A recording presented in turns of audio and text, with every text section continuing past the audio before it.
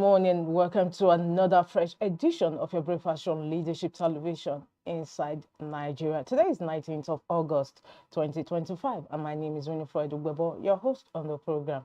Today we are looking at newspaper review, what the papers are saying. Of course, we usually flag up with Nigeria's most influential newspaper, Leadership. Let's see what Leadership is saying today in its newspaper.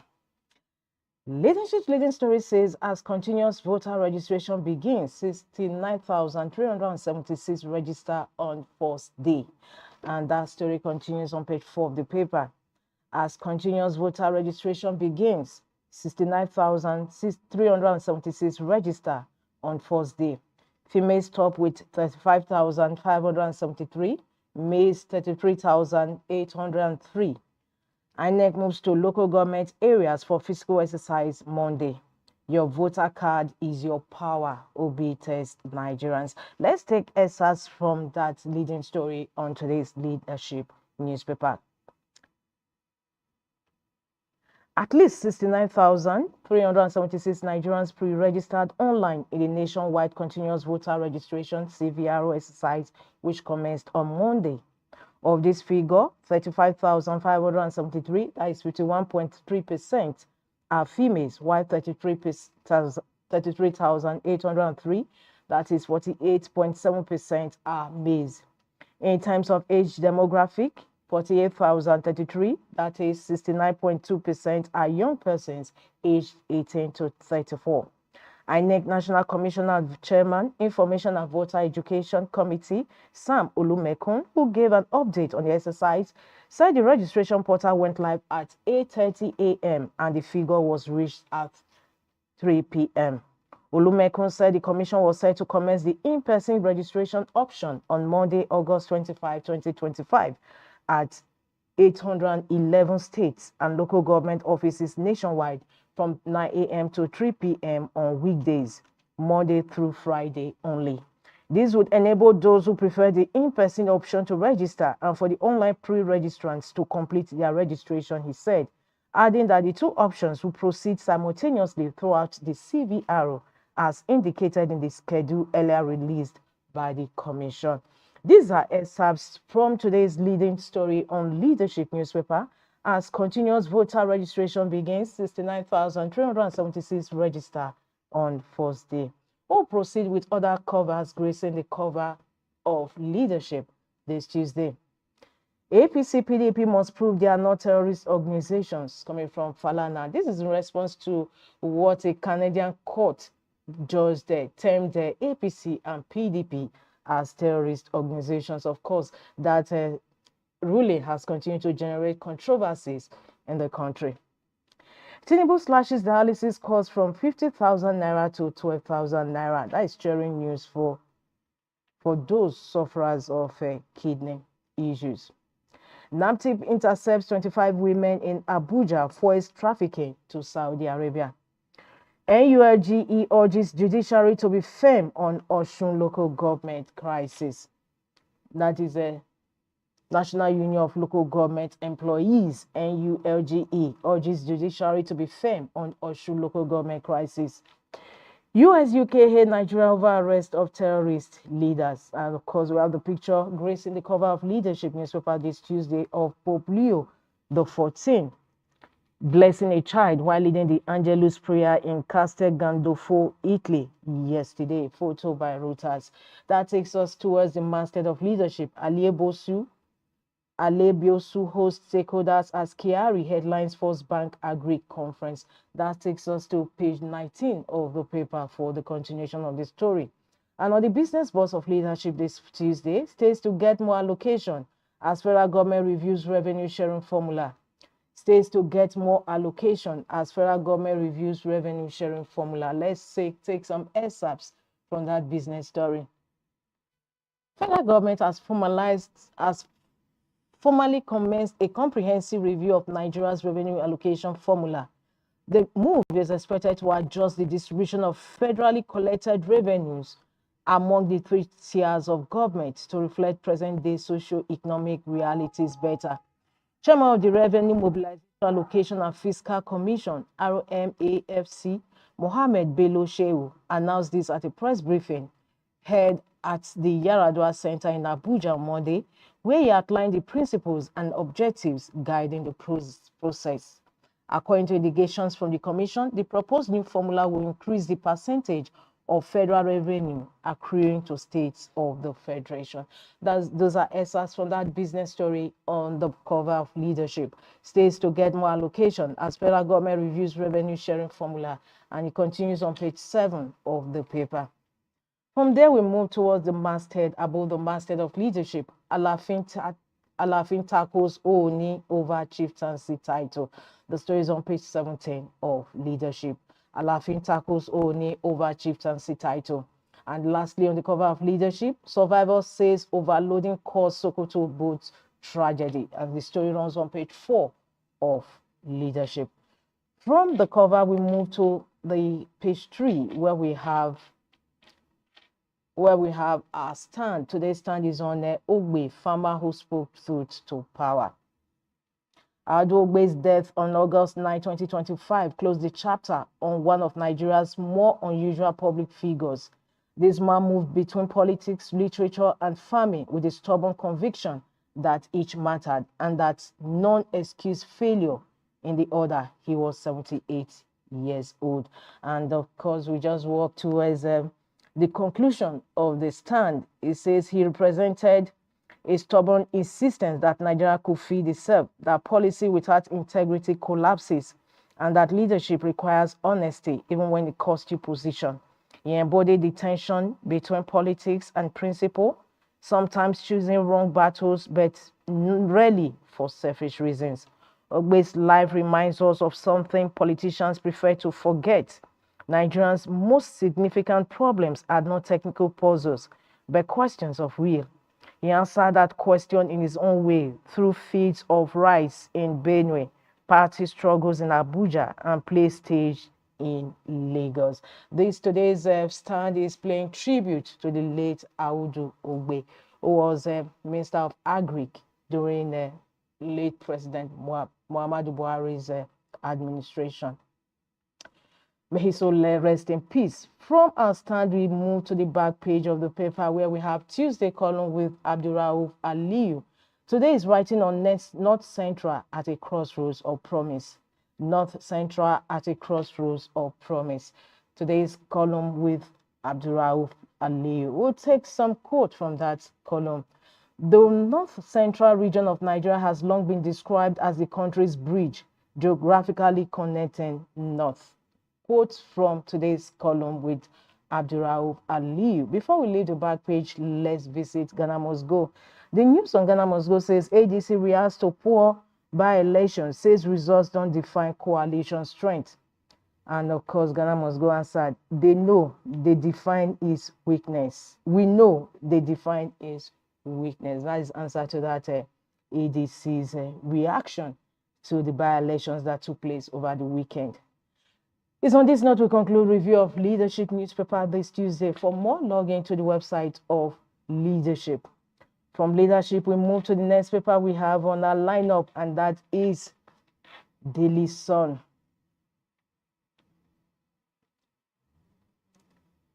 Daily Sun's leading story today, this Tuesday, says paternity scam rises nationwide as reports show 1 in 4 children likely to fail DNA test. That's a big news on Daily Sun newspaper this Tuesday, August 19, 2025.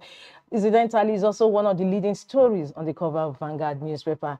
Paternity scam rises nationwide. Reports show 1 in 4 children likely to fail DNA test. And the story continues on page 6 of Daily Sun newspaper. Perhaps we could just take some excerpts from that leading story.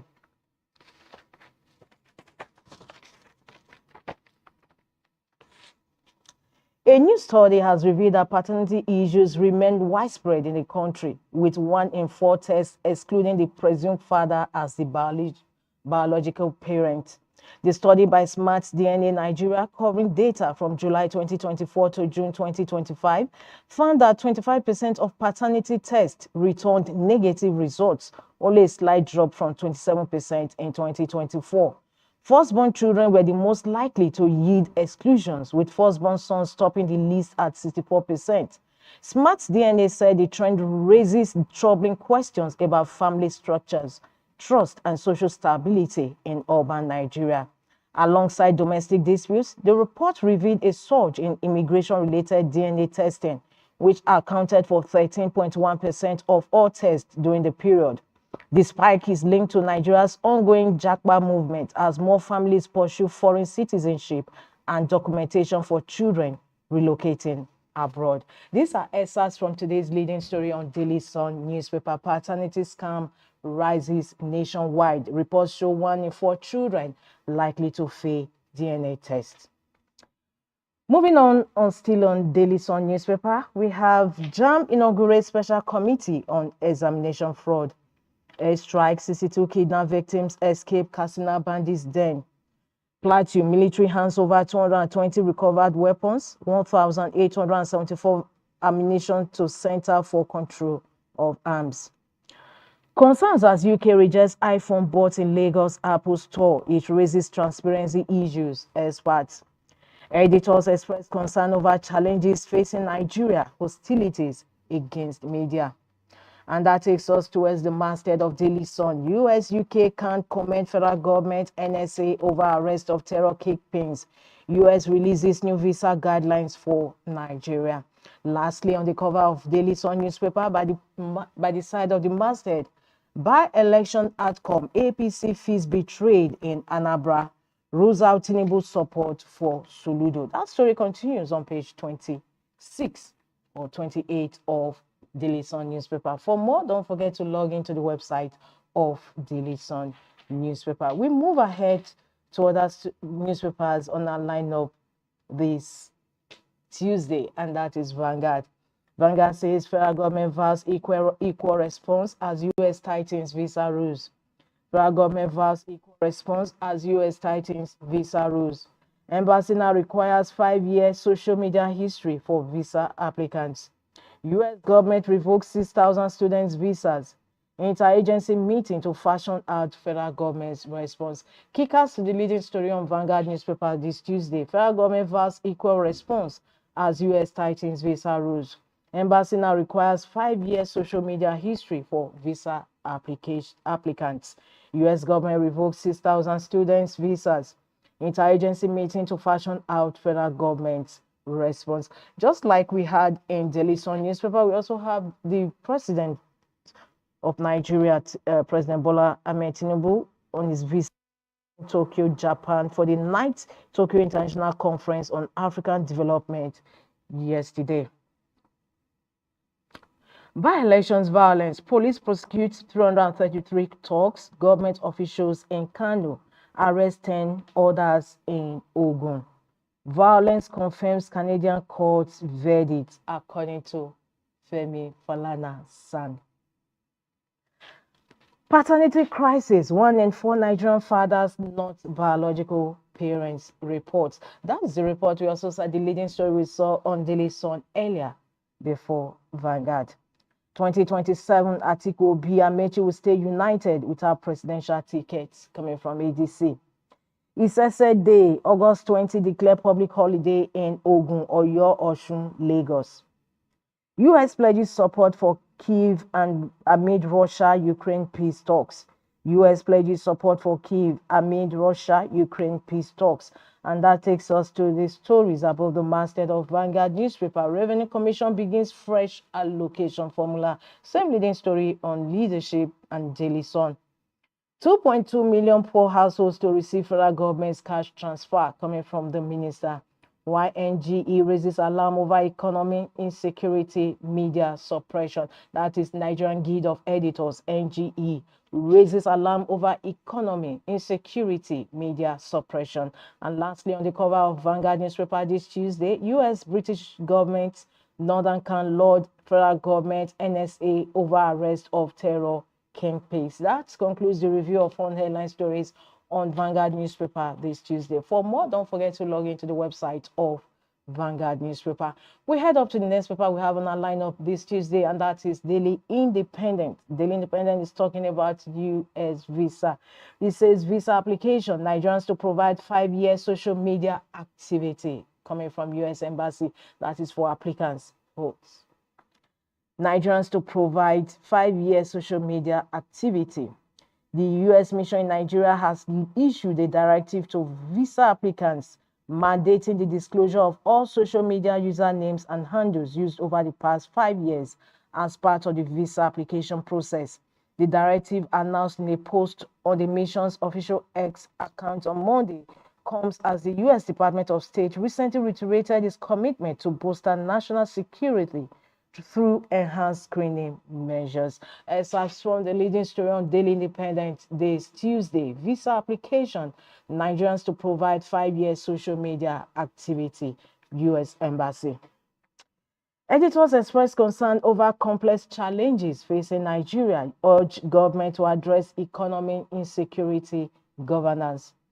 Tinubu says Nigeria poised to deliver LPG beyond Africa, inaugurates WAGL's 40,000 CBM LPG vessel in South Korea.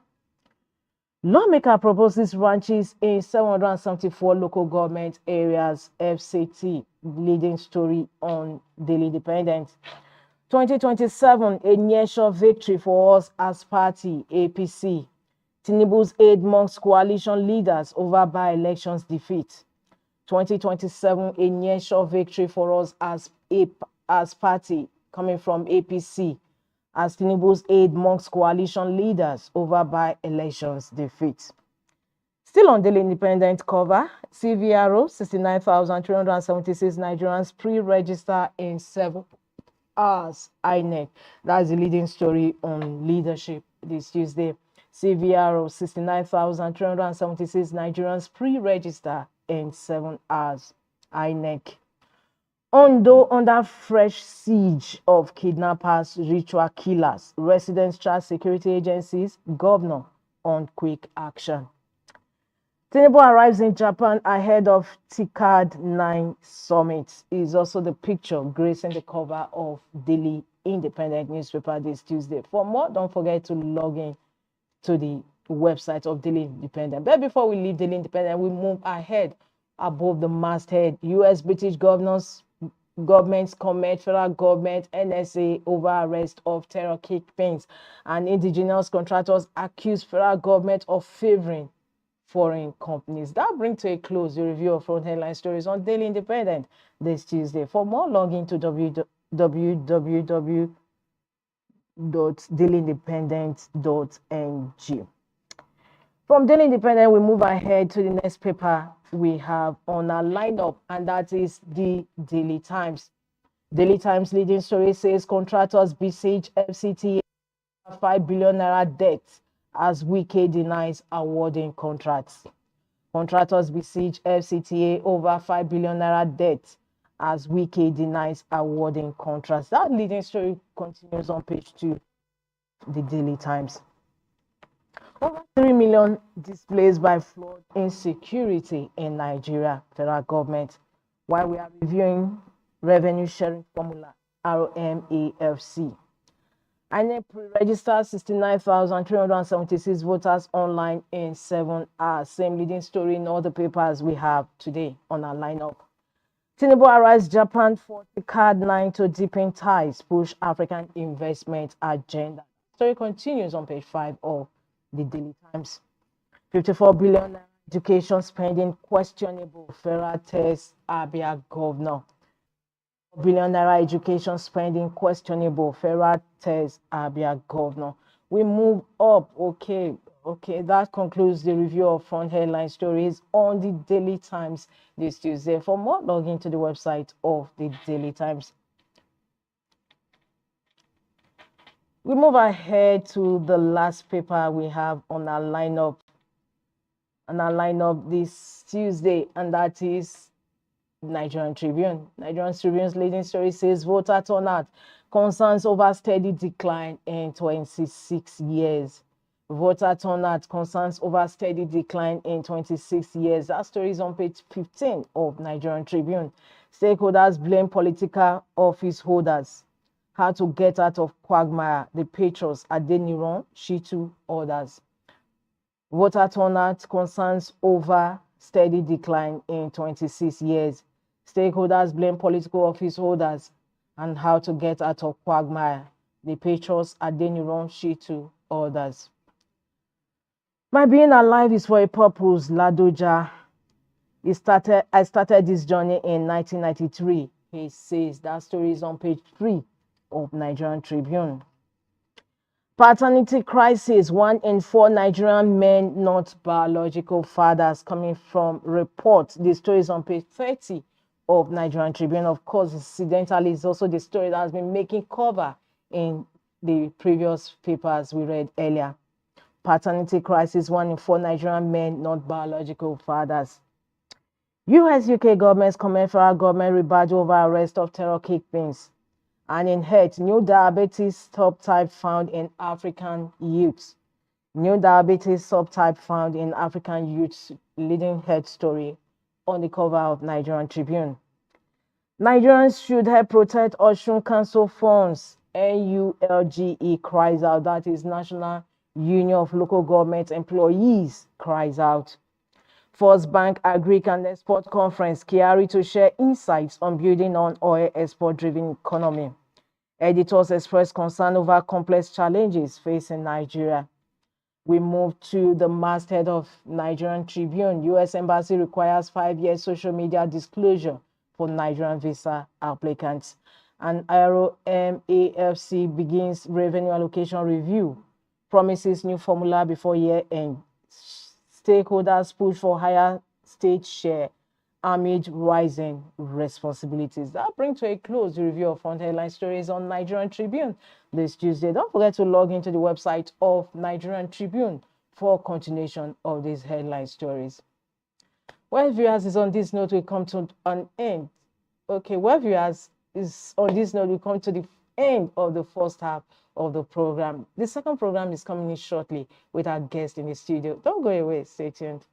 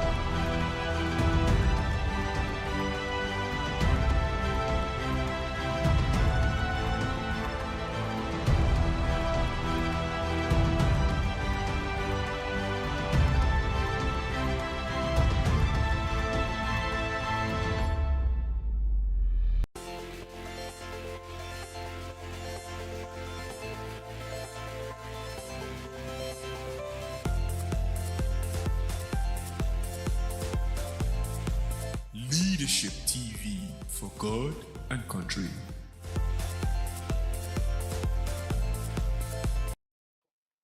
Welcome back. In case you're just joining in, the program is Inside Nigeria. We just finished the newspaper review in the first half of the program. And in this second part, we are trained discussions on some of the trending issues. Of course, I have my guest in the studio, Tuesday guest in the studio, is a public affairs analyst, Mr. Benedict Agunoye. Thank you so much. Good morning. It's good to see you. And my name is Winifred Weber, as usual.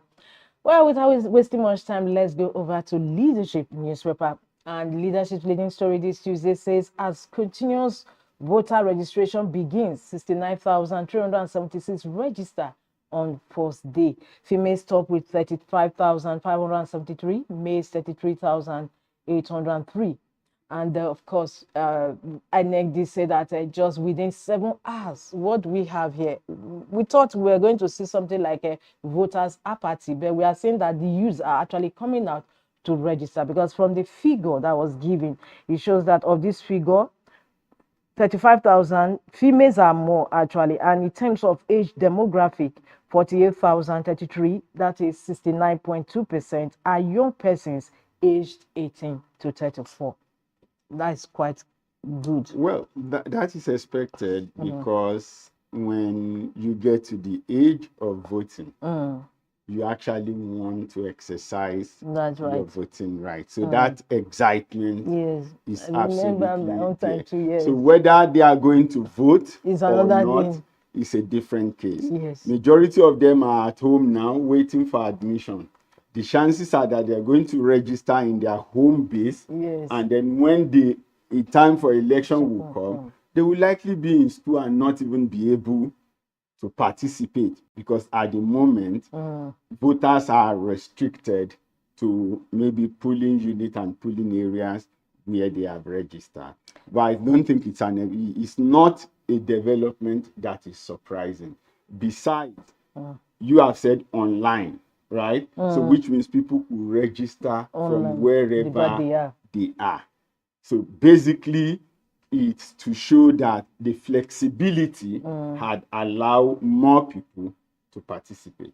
However, anyway, taking your concerns, I think that is what guided Nigerian Tribune's leading story today. It says voter turnout concerns over steady decline in 26 years. Of course, it's one thing to actually register, but it's another thing to actually go out to exercise your rights.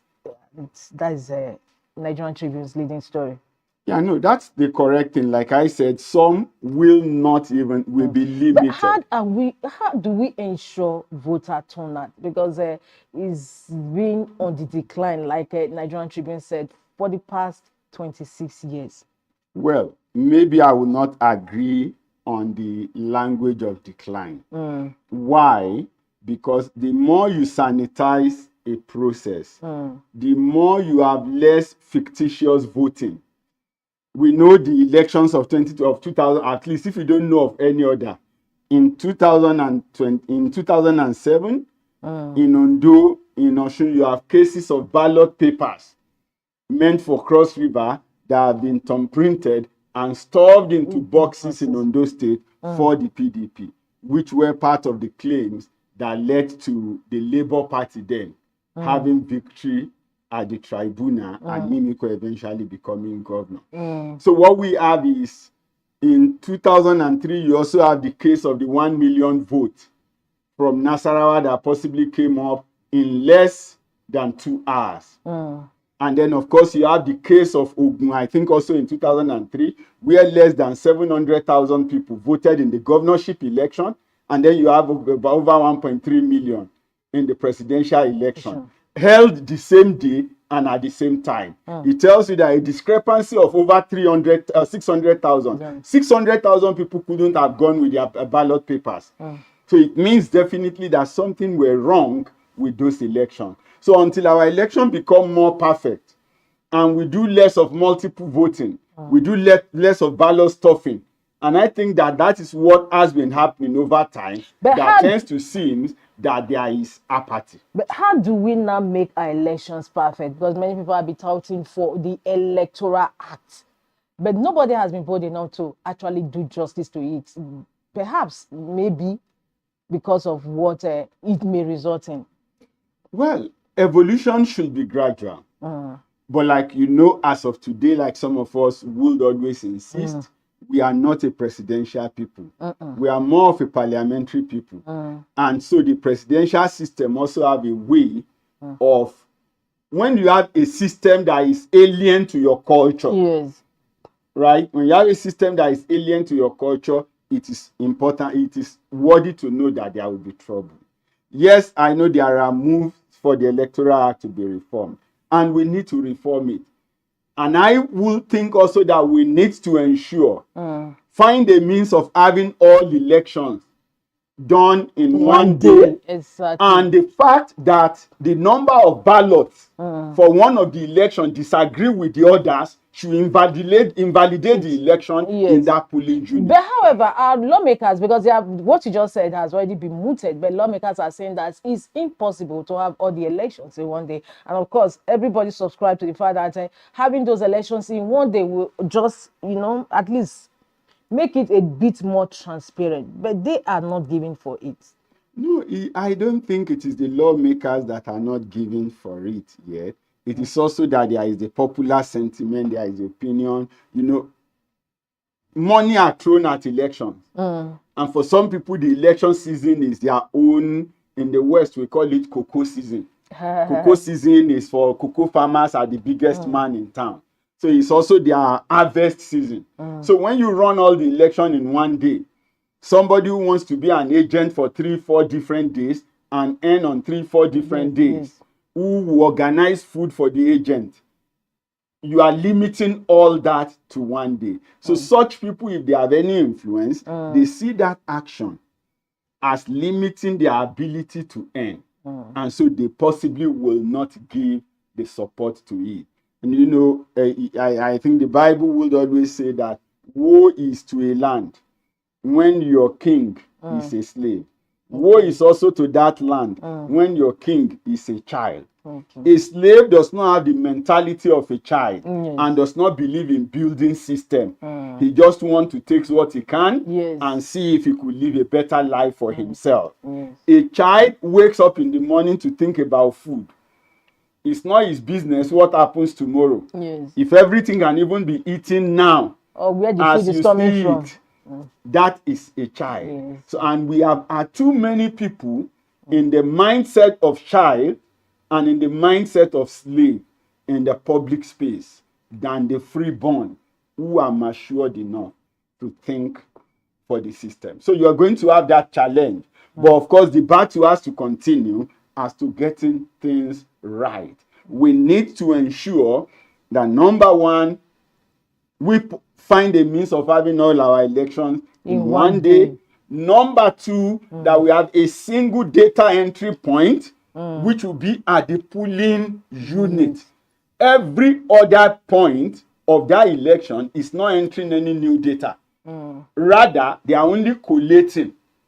And when you enter it at one point, it becomes available to several people. So when it gets to the next point, it's a read-only platform.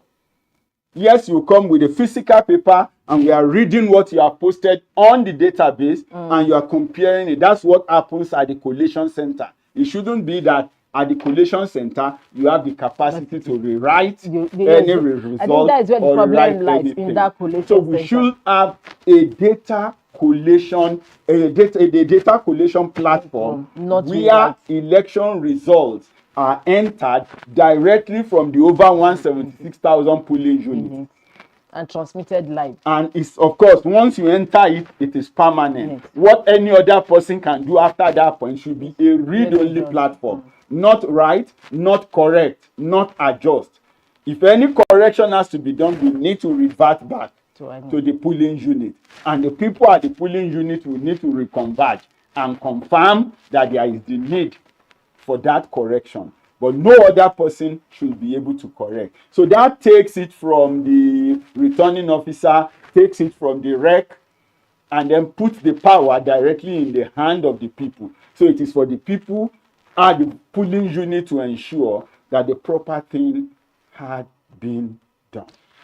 Yeah, that is in a state of utopian. That is actually what is expected. We can get there. Unfortunately, that is a tall one. Anyway, we move ahead. Let's talk business because in all the papers today, especially with leadership, states to get more allocation as federal government reviews revenue sharing formula. However, in Punch newspaper, it said federal government moves pay raise for political office holders.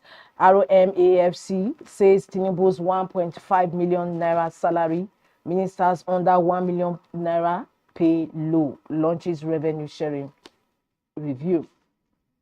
Well, revenue allocation, yes, we need to review. It needs review. Yes. But when you also look at the reviews that have been done between 2002 till now, you call them piecemeal review. But it's been more about the earning of the political office holder.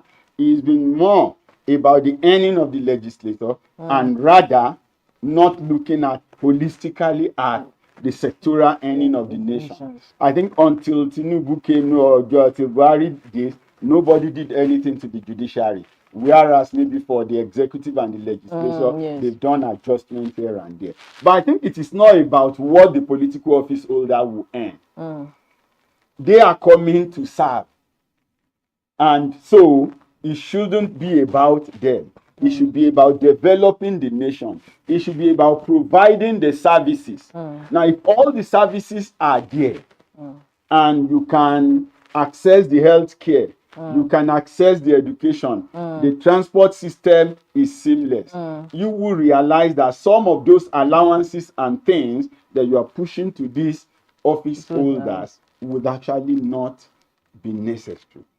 But because we have not looked at doing the needful. Because it should be a function of, even when you say political office holder, there should be a maximum percentage that should be shared among them. Not that you adjust their salary piecemeal, and at the end, if you put what they earn together, sometimes the political office holder are earning more than a state put together. I don't think it should be, because they are just individuals, not maybe maximum, not more than 2,000 people out of over 200 million estimated population.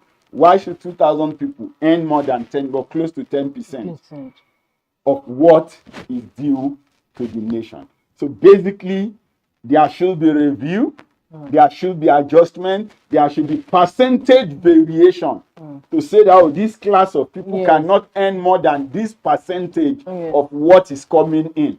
Not that they can adjust their salary at will. And then two people in a ministry or in an environment will earn more than 100, the remaining 100 people.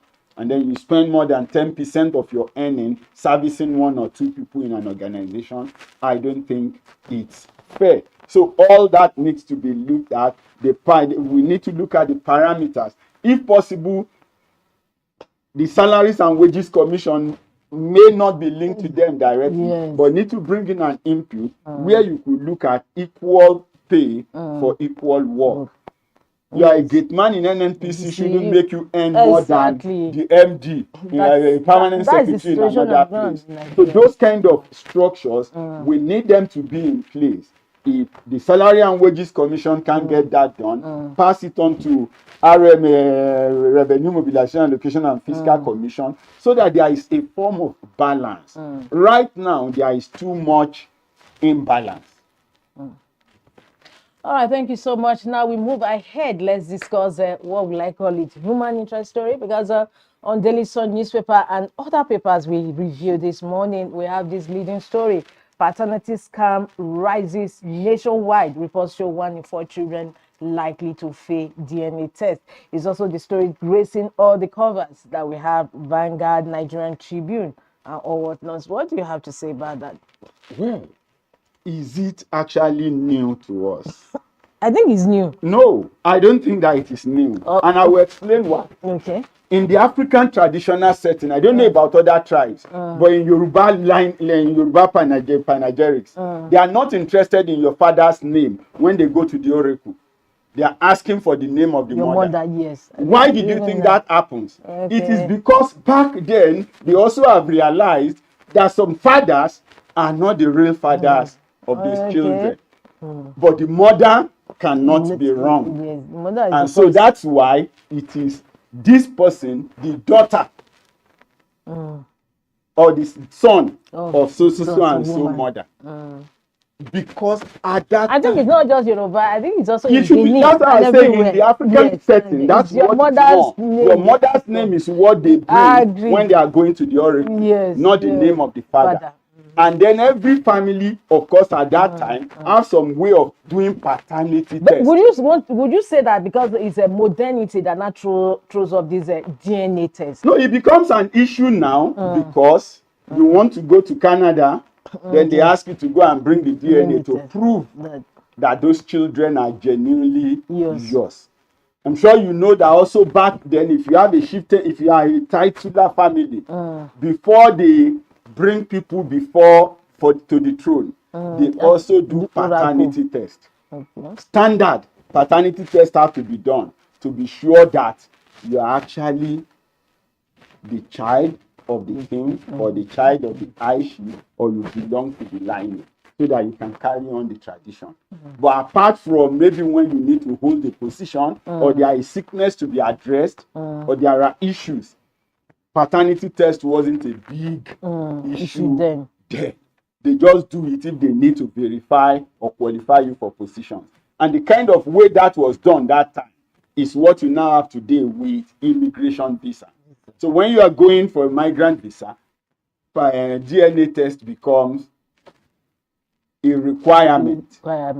Because again, because there has been a lot of fraud, there are people who takes other people's children and go with them, and then some other things begin to happen. So it is that need to balance certain things and respond to some pending problems that led to, okay, go and ensure you bring the DNA result before we can give you visa. All right. Wait, what is trending now? Would you say that there's a high level of infidelity in the land? Like I've said, in the days of polygamy, it was there. Go and check the oriki of some people as they talk about Iyawo, that's the wife. They also talk about the concubine. So the fact that we have always believed that even the Bible said Solomon had 300 wives and 700 concubines. So infidelity is not new, so to say. It's not new. Then you are talking about polygamy. Now, but we are having a situation where even a monogamous setup, a woman's 3 children for a man. We are seeing videos these days. We turn out that those 3 children do not belong to the man. Yes, because issues.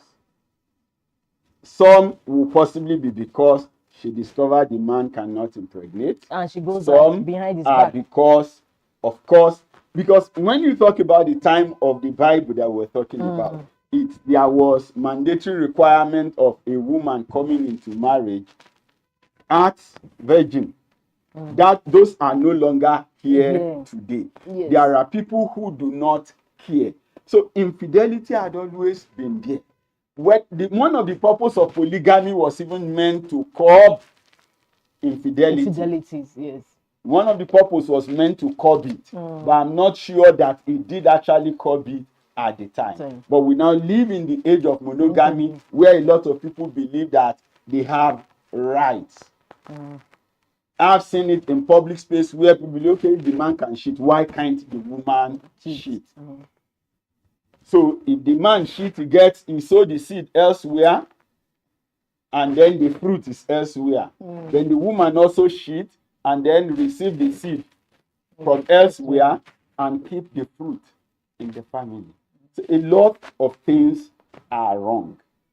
And what we are seeing more, if it's still 1 in 4, I think if more people do test, you are likely going to realize that it will be much higher. Maybe than what we are seeing now. Well, thank you so much.